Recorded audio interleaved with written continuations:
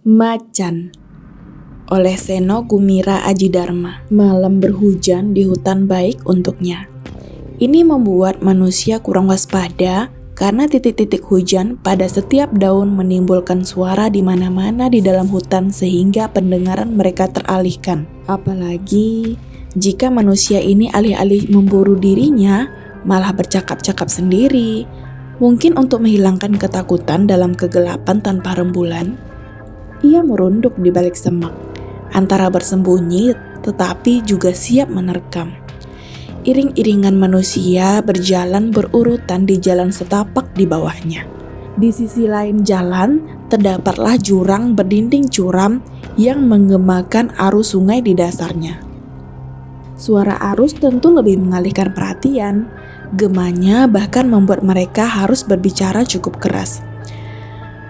Hujan begini Simbah tidak kemana-mana kan? Oh, kurasa hujan seperti ini tidak banyak artinya untuk Simbah. Justru ini saatnya keluar untuk mencari mangsa yang menggigil gedinginan. Berarti mangsanya itu kamu. Hus. Baginya ini hanya suara-suara karena ia memang tidak mengerti bahasa manusia. Namun, ia memang bisa memangsa salah seorang di antaranya. Ada sebuah celah di antara dua pohon besar di ujung jalan setapak ini yang membuat mereka harus berhenti sejenak ketika satu persatu melewatinya. Setelah melangkahi akar-akar yang besar, setiap orang akan menghilang di baliknya. Akar-akar pohon sebesar itu memang tidak bisa dilangkahi. Akar-akar itu harus dipanjati, seperti memanjat pagar tinggi, lantas menghilang di baliknya dan tidak terlalu mudah untuk segera kembali lagi. Itulah saat terbaik untuk menerkam manusia yang paling belakang, membuatnya terjatuh dan menggigit lehernya sampai lemas dan mati. Itu tidak dilakukannya.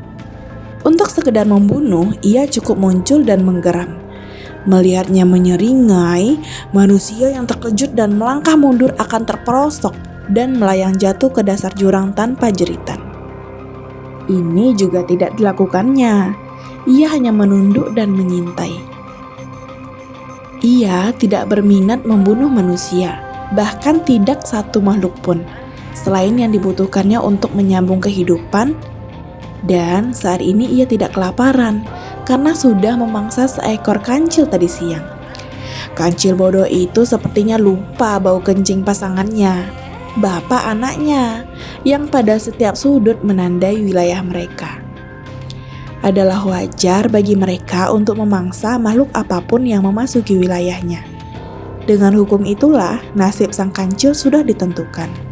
Sebetulnya sudah lama bagaikan tiada makhluk apapun memasuki wilayah mereka itu. Tidak babi rusa, tidak kijang, tidak pula burung-burung dan serangga. Pasangannya mesti mencari mangsa keluar wilayah, begitu jauhnya sampai keluar dari hutan. Kambing kita lama-lama bisa habis dimakan Simbah, kata salah seorang. Namun, bukanlah ketakutan atas habisnya kambing yang membuat orang-orang kampung masuk hutan mencarinya. Pada suatu hari, pasangannya muncul dari dalam hutan di tepi ladang. Langsung didekatinya sesuatu di atas tikar, sesuatu di balik kain yang bergerak-gerak. Bagi makhluk besar yang lapar, makhluk kecil bisa terlihat sebagai santapan. Lantas terlihat olehnya bayi manusia itu, menatapnya sambil tertawa-tawa. Hanya makhluk manusia yang bisa tertawa di dunia ini, dan itu membuatnya tertegun. Saat itulah, dari tengah ladang mendadak terdengar suara bernada tinggi yang disebut manusia sebagai jeritan. Malam tanpa rembulan semakin kelam. Hujan tidak menderas, tapi juga tidak mereda. Ia memperhatikan orang-orang itu menjauh. Mereka semua, 12 orang bercaping maupun berpayung daun pisang membawa tombak dan parang serba tajam.